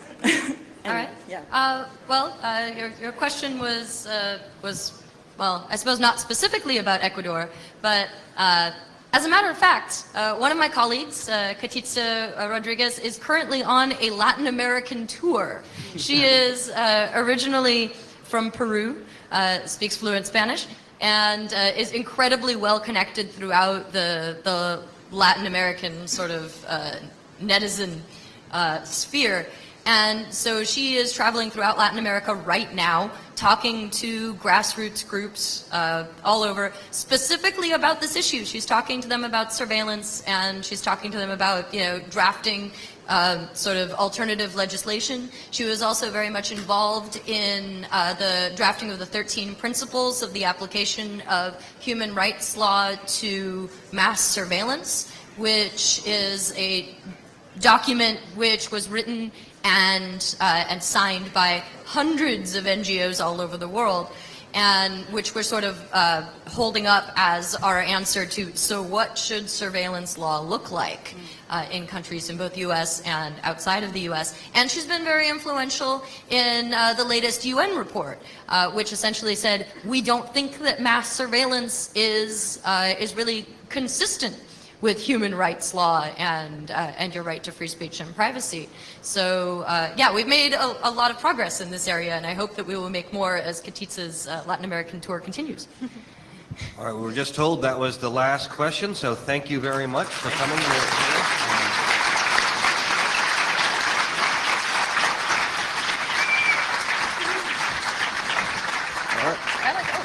We'll be around the rest of the weekend, so come swing by our booth downstairs. Thank you, guys. We had a request for you to go and visit the press area down below. Okay.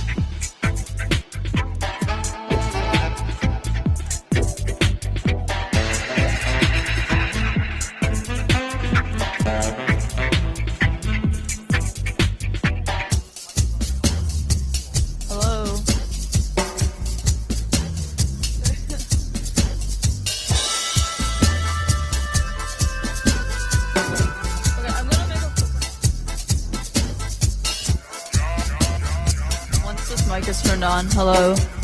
Hello?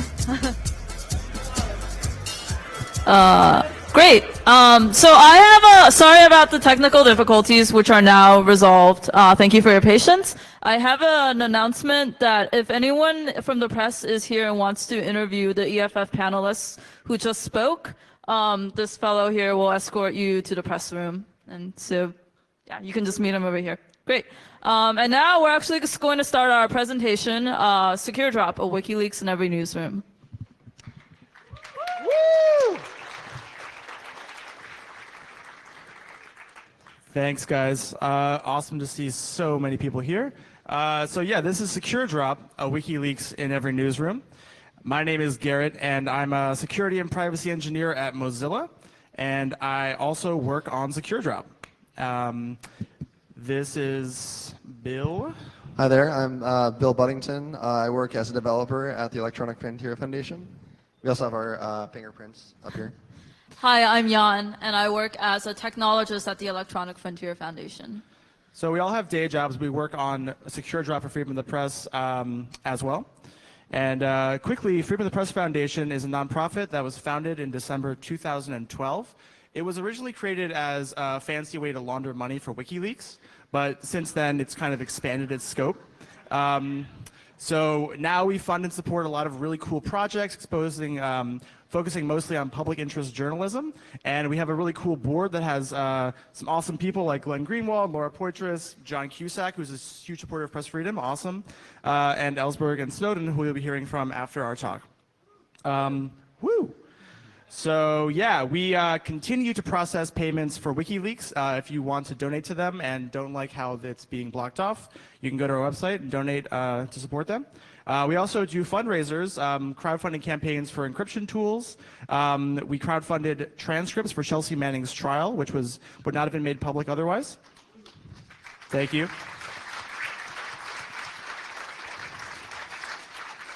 Thanks. And we also operate and maintain Secure Drop, which is a whistleblowing system that any news organization can install and use to receive anonymous tips and communicate with sources safely. And with that, I'll turn it over to Bill. So the question is, why Secure Drop? Anyone recognize his face? A few of you, right? Yeah, he's been wandering the crowd, and he gave a talk yesterday. This is Thomas Drake.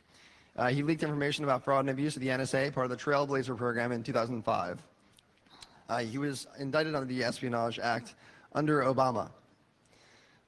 This is kind of unusual because the Espionage Act is a federal law that was enacted in 1917. It was meant to criminalize spies and not journalists. And Thomas Drake was exposing corruption, and he went through every conceivable channel to expose corruption internally before going out to the public. It's also unusual given that this is the most transparent administration in history. Believe it! But put that aside for a moment. The Espionage Act has been used for decades to criminalize those leaking documents. Daniel Ellsberg, also probably in the crowd, was indicted in 1971 for releasing the Pentagon Papers. In 1985, Samuel Morrison under Reagan. In 2006, Lawrence Franklin under Bush. So you can see this history of the executive branch criminalizing leaks under the Espionage Act. The only thing is, this is an unusual move for a president voted in on the premise of change. But one crackdown on leaks, however totally illegitimate, shouldn't besmirch an entire administration's history and legacy, right? Right? Right? And then this happened. Shimei Leibovitz convicted for leaking FBI wiretaps in May 2010. And then this happened. Stephen Kim indicted in August 2010 for giving classified information to Fox News about North Korea. That's kind of not cool, guys. Maybe you should tone it down. And then this happened. Chelsea Manning convicted of 35 years in military prison. So, of course, we have a few more names to add to the list. Jeffrey Sterling, John Carricow, and Edward Snowden. all indicted, some charged with Espionage Act under Obama. So we have this kind of paradigm that in the 20th century, a journalist could protect their sources just by refusing to disclose them. In the 21st century, the journalists are out of the loop completely. They're taken out of the equation, and the government can discover sources on their own. So let's go over a bit of threat modeling. These mass surveillance programs can even compromise a source before they get to the point of submission. They might not even be able to submit documents to the press in the first place before they're caught. And even when they do actually get there, we've learned through a Google study in March 2014 that 21 out of 25 media organizations across the world have been the target of a state-sponsored hacker attack. So that's kind of frightening. 2 days ago, Edward Snowden has this quote: "Journalists have to be particularly conscious about any sort of network signaling, any sort of connection, any sort of license plate reading device that they pass on their way to a meeting point, any place they use their credit card, any place they take their phone, any email contact they have with their source, because that very first contact, before encrypted communications are established, is enough to give it all away." This has been called a high-tech war on leaks by the New York Times. You know, as I said, in total, 8 leakers have been charged under the Espionage Act under Obama alone. And for simply collaborating with a source, James Rosen had his phone calls and emails tapped without his knowledge. So what options do leakers have? You have a trove of documents. You want to get them out to the public. It's of vital importance. How do you do it? If you don't have the technical skills to actually do what Edward Snowden was able to do, you can try to email a reporter, but half the time they have a stat page and they don't actually publish any GPG keys. How do you do that? How do you send them files securely? Even if you do have the skills to send them files securely, they might not have a GPG key for you to do so. Even if they do, how do you protect your own anonymity? Do you create an anonymous email address? How and with what service? If you were a whistleblower today, would you send a snail mail to open up communication? I mean, that doesn't leave a digital trace, but it leaves a bio trace. It leaves bio data. And as they say, mo snail mail, mo problems. I don't know if they actually say that, but it leaves traces. So there are a lot of unanswered questions for a potential leaker. So you're kind of left with this situation.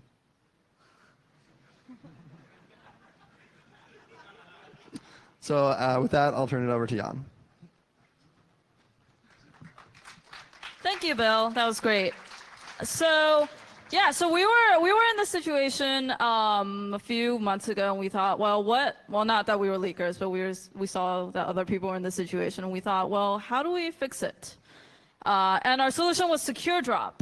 So SecureDrop has a server in each newsroom, like physically located in each newsroom, where the sources can send documents. And the server runs a Tor hidden service. Y'all know about Tor hidden services? Sort of. Okay. So Tor hidden services can only be accessed via Tor, and that provides some guarantee of anonymity for the source. There's a web front end on the Tor hidden service to upload documents using the Tor browser bundle. And the nice thing about the Tor browser bundle is that not only whistleblowers have it. It's not a specialized piece of software, so that's some plausible deniability for the source. And each document gets PGP encrypted to the journalist for confidentiality. Garrett will talk more about how and where that encryption happens, because I'm sure a lot of you are wondering whether it happens on the client side or the server side. We'll get to that later. So SecureDrop is essentially a Dropbox hosted directly in the newsroom. And why would we do that? Well, so Congress in 1980 established the Privacy Protection Act to protect newsrooms from arbitrary seizures. In addition, because there's no third party involved in this source to journalist to source communication, that's some extra legal protection. So there's no third party email service like LavaBit to subpoena in this case. So great, we're doing awesome, right? SecureDrop, we're happy. So here's a quick history of how this came to be. So it was originally created as DeadDrop by Aaron Swartz and Kevin Poulsen in 2012, and the New Yorker deployed it in May 2013. Their instance is still running. Freedom of the Press Foundation took over in October of last year, and we renamed it to Secure Drop. Here's a lovely picture of Aaron and Kevin working on Secure Drop. And so far, here are the numbers. We've had 3 security audits. We have around 50 contributors, so it's a very active open source project. 2 major releases so far, and 0.3 is coming out very shortly. 12 running instances that we know of, including Forbes, Guardian, Washington Post, and ProPublica. And only 1 leak accidentally submitted to our GitHub page as an issue, as a GitHub issue. And after that, I put up a big warning that said, do not submit leaks to our GitHub repository. It's not a Secure Drop instance, even though it has the logo on the front page. So quickly, how does Secure Drop work? Great. So as we said, we have a, sorry, this text is kind of small, but we have a Tor hidden service, which provides source anonymity. So we have a public, so Tor hidden services are .onion addresses, and the Tor browser bundle can route .onion addresses to the correct Tor hidden service. So the public .onion is published on the news source's website and in many public places, and on our Secure Drop directory, PGP signed. And this is where the source goes to submit documents. So they open up Tor browser bundle, they go to some base64 string .onion, and they go and they see this: submit documents for the first time, or check for responses to things that you've already submitted. And if you submit documents for the first time, we generate a long random authorizations code name for you. We can talk about that more later, but we have a really cool authorization system that makes things both memorable and pretty secure. And the same server running this public.onion also runs a secret.onion Tor hidden service. And this is what's called a stealth authenticated Tor hidden service, which means you don't know about it unless you have the secret token. And so this is only accessed by the journalists. So they log in to the secret.onion, and they can retrieve source documents and write replies to the sources. This is what it looks like for them. We're doing some UI work right now. You can see there's messages. You can mark them, read them.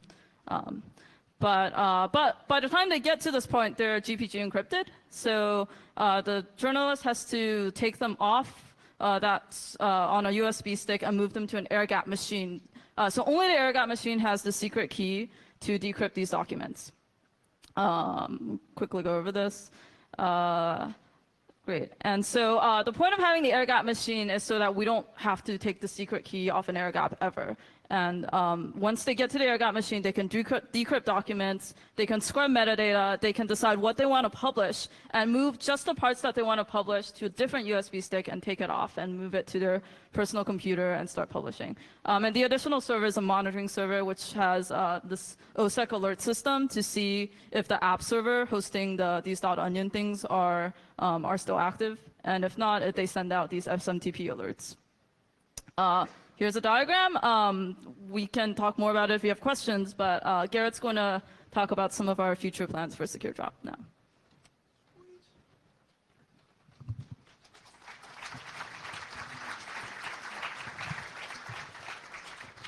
Hey guys, so that was a whirlwind tour of the Secure Drop architecture.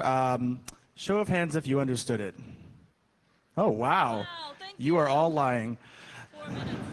Thanks for being so nice. That was great. I'm really glad. So if you did understand the architecture, or at least you have some sense of the parts of it, you might be thinking, oh, wait, I got ahead of myself. Quickly, Secure Drop 0.3. That's the new release that we're releasing in about 2 weeks. We have a few more final issues to fix up, but here's a sneak peek of what to expect. This is what the source UI looks like in the current version. If you were polite, you might say it's a little homely. And we're upgrading that so it looks kind of like sexy and fresh in the new version. And hopefully it's also more friendly and easier to use and understand. We also did the same thing with the journalist interface, and not only does it look nicer, but we also incorporated a lot of usability improvements that were specifically requested by our deployment partners. So I get a lot of emails that are journalists saying like, hey man, this is really annoying, this is happening, or this is hard to use. And so we took all those filed issues on GitHub and then resolved them one by one. So this is an incremental improvement that has a lot of requested features and should make it easier for journalists to kind of develop a workflow around Secure Drop. In version 0.2, installation is somewhat complicated. As you can see, there are multiple components. There's a lot of security hardening, which takes a pretty experienced sysadmin to set up properly. We actually have such an awesome person on our team. So in version 0.2, we have a full-time employee who travels around to every news organization, sets up Secure Drop, trains their employees, and helps them with updates and any problems they might have. In 0.3, we replace him with an apt-get. Thanks. So he'll still be around helping us out, but we don't need to like waste his time on doing the same job every time, which is going to be awesome.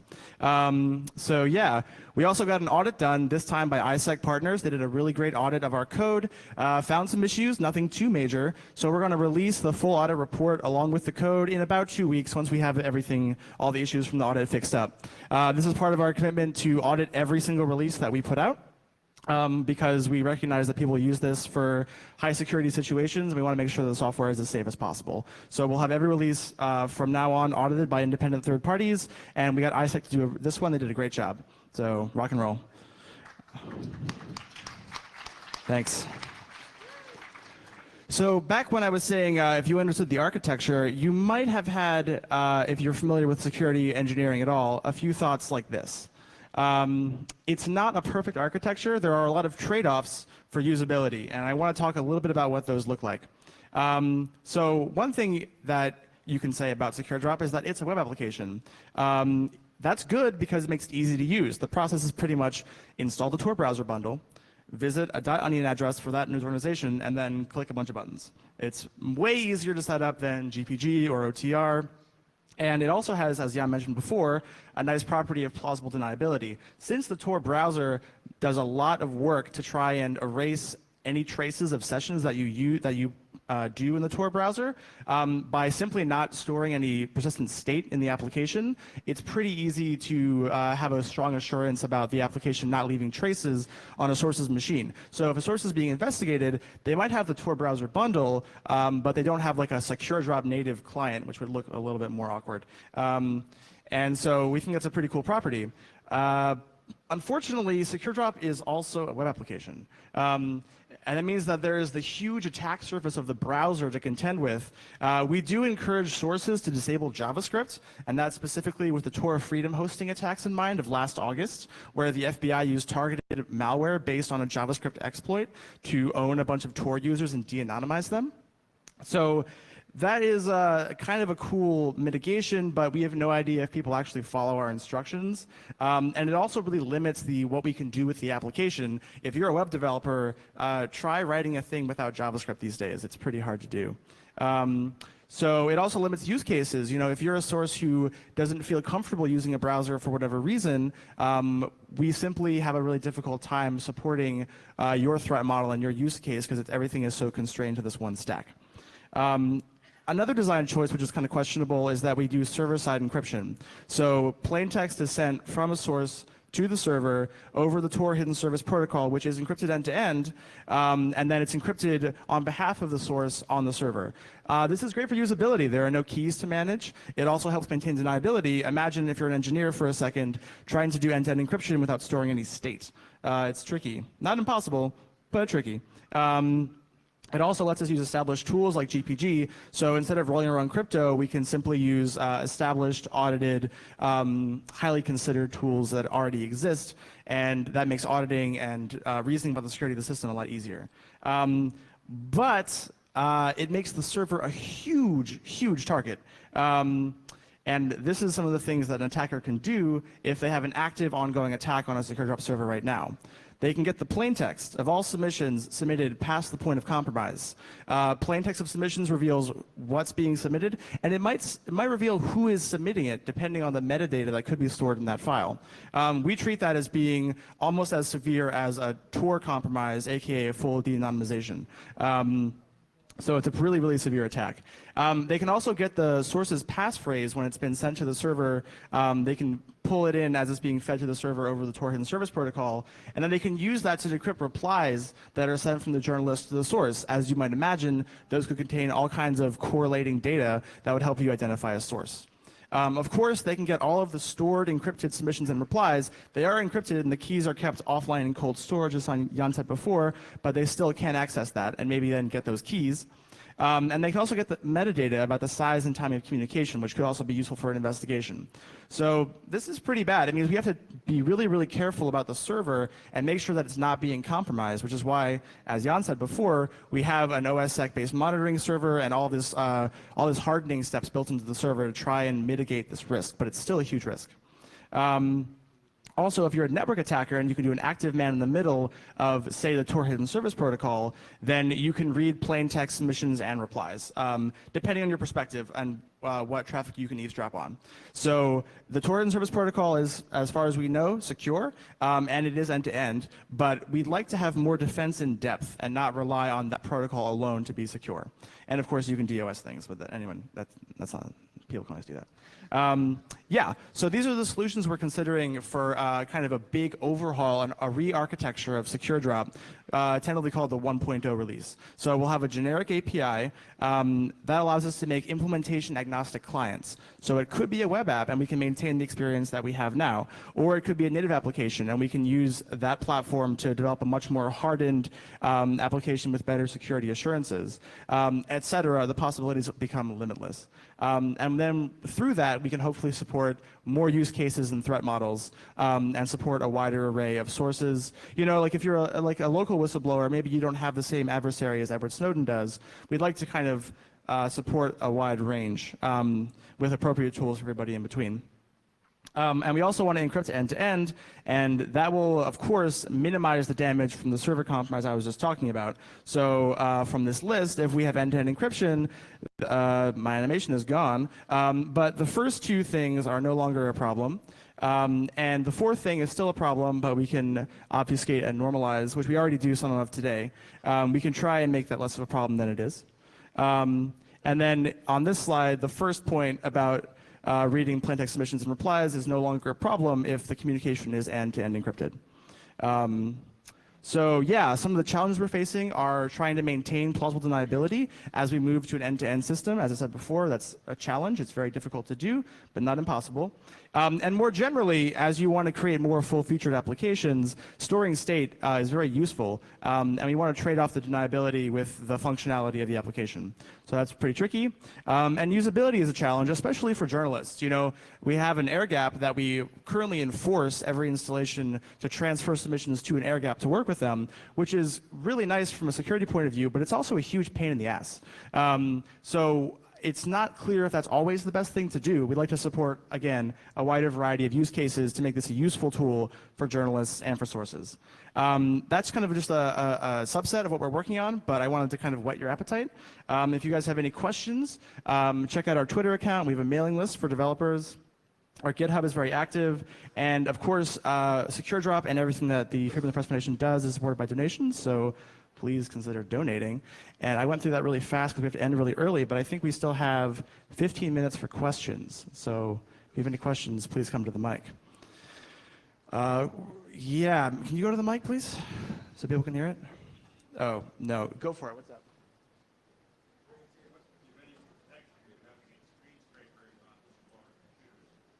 So the question was, what, if any, protection do we have against screen scrapers on whistleblower computers? None. No protection against that. Part of our threat model is that we assume the source machine has not been compromised by malware, and that would fall into the category of malware currently. So it seems to me that one of the possible weak points here is getting the leaker to actually download the Tor browser bundle, particularly in light of some of the revelations that anyone who downloads Tor could be a target of surveillance. So it seems like, if Alice works for the CIA and wants to leak documents, as soon as she does a Google search for Tor browser bundle, that could be a weak point in the communication. So it definitely raises some flags, I think, in the X-Keyscore programs that we've seen if you're downloading Tor browser bundle, and that's a real issue. But I think that when you're downloading Tor browser bundle, there's an array of use cases for it, and it's not just whistleblowers; it's all sorts of people. Even the national security industry uses Tor to protect their own bodies when they're working in countries that are outside the U.S. So it doesn't automatically open you up for a full-scale investigation, I would say, but it certainly would raise some flags. And we've been thinking about the process of traffic analysis in Tor and how to mitigate the ways by which a source could be compromised that way. Everyone here should download the Tor browser bundle right now and Google it. Yeah. And so let's give people some more plausible deniability, right? If you guys could like repeatedly download it randomly every day, that'd be really great. Yeah, write a cron job to download it every 5 I minutes. mean, and it's a real thing that it makes the haystack bigger, and it makes it so that you can't pinpoint whistleblowers and leakers when they're doing that extensive traffic analysis that we know they do. Yeah, and we also want to do a lot of work to try and combat traffic analysis, but that's a really difficult field full of open problems, also very interesting problems. So if you're a potential source or leaker, maybe somebody with fewer technical skills, how do they find this, and how do they figure out how to set it up if they don't have strong technical skills? Right. So if you're a source and you want to use SecureDrop, we've been publicizing it pretty well on Twitter, and we've done like lots of media interviews and press requests. So you can find a directory of all the instances on Freedom of Press Foundation's website.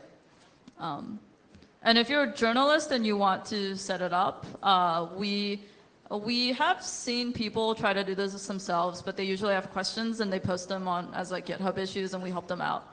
But if you're a well-funded journalist organization, we can usually just help you set it up directly. I mean, like if you're just like random government employee, you don't use Twitter, and you're like, I want to call my local paper, it's the Republican.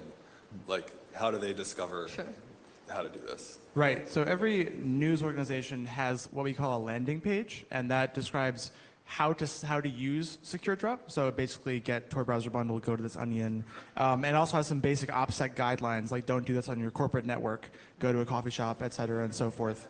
I mean, those are things that sources need to consider in this case. So it's really up to the news organization where they put that and how they make that known to sources, and it's like up to them if they want to get more information from people by making that more accessible. But I do know and can say that one of our partners, I think next week, will be starting to put the text of their landing page on every page of their site, which hopefully will help with traffic analysis and also make it more accessible. So stay tuned for that. I think there's also a billboard in Washington, D.C. with a SecureDrop URL on it. Is that right? Or am I? I think there might be a billboard as well. Yeah, I think there's a billboard somewhere. We should get a picture of that. Yes, I'm an alternative journalist. Thank you for doing this. This is really remarkable and a great public service. You said what I was going to suggest, which is everybody should have Tor. I used Tor when it was first developed, and then fast forward to now, it was horrible at the start, and I think it was a DoD project too. Now it's pretty terrific. What about a viral campaign, a coordinated campaign for all those people out there who want to help press freedom download Tor? Because you could get several million. I mean, I think that one of the limits of using Tor is that it's slow, and then some people are like, well, you know, it's slow, I don't want to use it, it's unviable for my everyday web browsing habits. And one of the things that, not to plug EFF too much, but we're doing an EFF project on getting more Tor nodes out there. And the more Tor nodes there are, especially Tor exit nodes, the better the network becomes, and the paths that are created when you boot up your Tor browser bundle, it makes the network overall much faster. So I think that's one of the... Yeah, but I think a lot of people would download it who might use it once. I mean, would that help?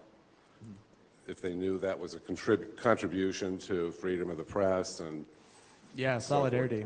Yeah, okay. And also on pressfreedomfoundation.org, we have a donation page that gives to the LEAP project, as well as the Tor browser bundle, and a bunch of other projects, and SecureDrop, that you can kind of, as a sliding scale, donate to whoever you want to.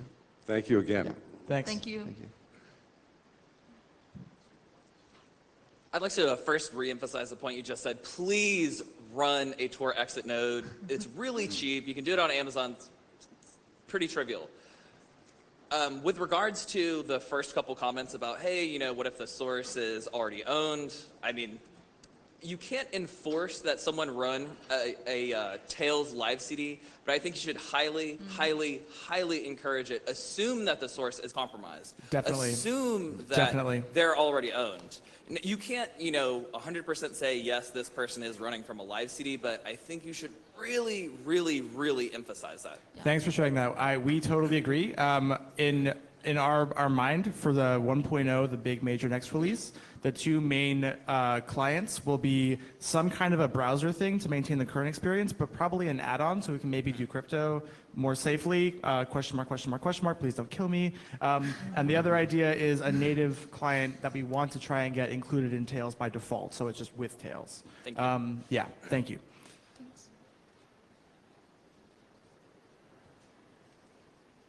Yeah, I guess that was kind of what I was going to start talking about, because, yeah, as you said, that you would recommend that users disable JavaScript on the client end, but I was, wondering about the possibility of JavaScript-based cryptography, just in general, I guess.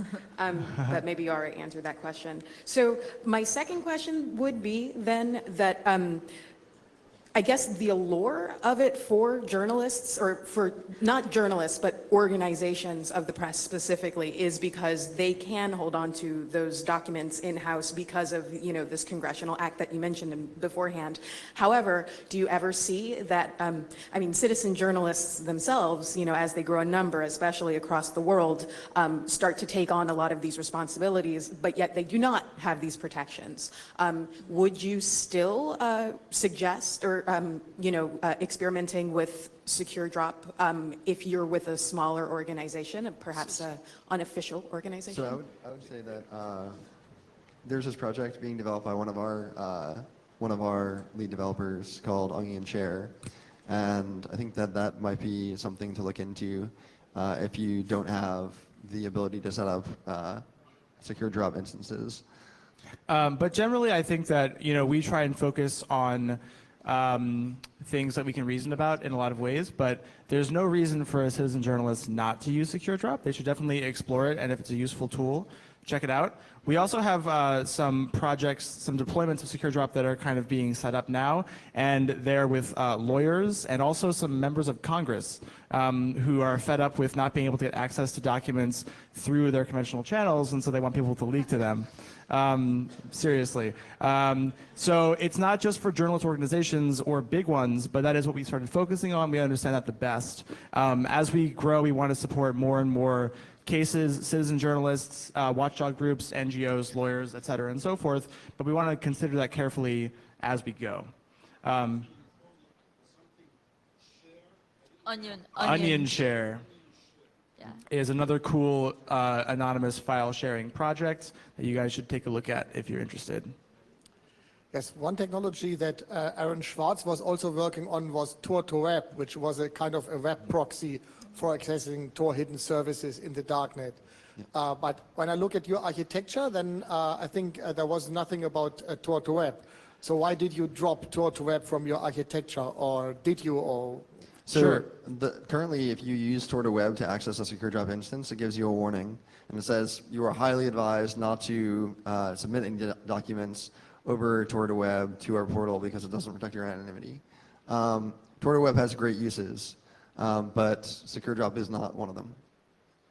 Yeah, so the source isn't being protected when they use Tor2Web. It's really great for anonymous publishing, but for anonymous submission, the source isn't being anonymized at all, so it's not a good idea to use secure drop over Tor2Web. And we do display a banner warning if they try to do that. We detect Tor2Web. Other platforms like Global Leaks encourage the use of Tor2Web, but we feel like that is risky. Okay. Thank you.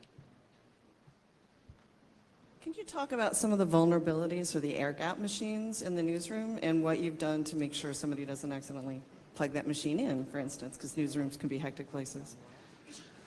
Yeah, so the air gap machine is, first of all, it's physically air gap. So do you want to mention? take out the wireless card? and Yeah, all so, yeah. To prepare the air gap workstation, we disable the wireless card. We also have the metadata, metadata analysis tool? that? Anonymization. Anonymization tool built in so that all the metadata will hopefully essentially be scrubbed, and then documents can be prepared on the air gap itself. Right, and the air gap machine is also running Tails as an operating system, which is like a fresh instance of Tails every time you reboot it. So if we get malware, it's likely not going to be persistent. And additionally, so some of the more paranoid installations, instead of using a USB stick, which can be compromised via its firmware, will use CDRs to transfer files to the air gap, which is a huge pain, but it's really secure. The malware can't exfiltrate data back onto the CDR to go back to a machine like it can with a USB stick. We've also debated write-only USB sticks, which don't work 100%. They're not totally a good guarantee. And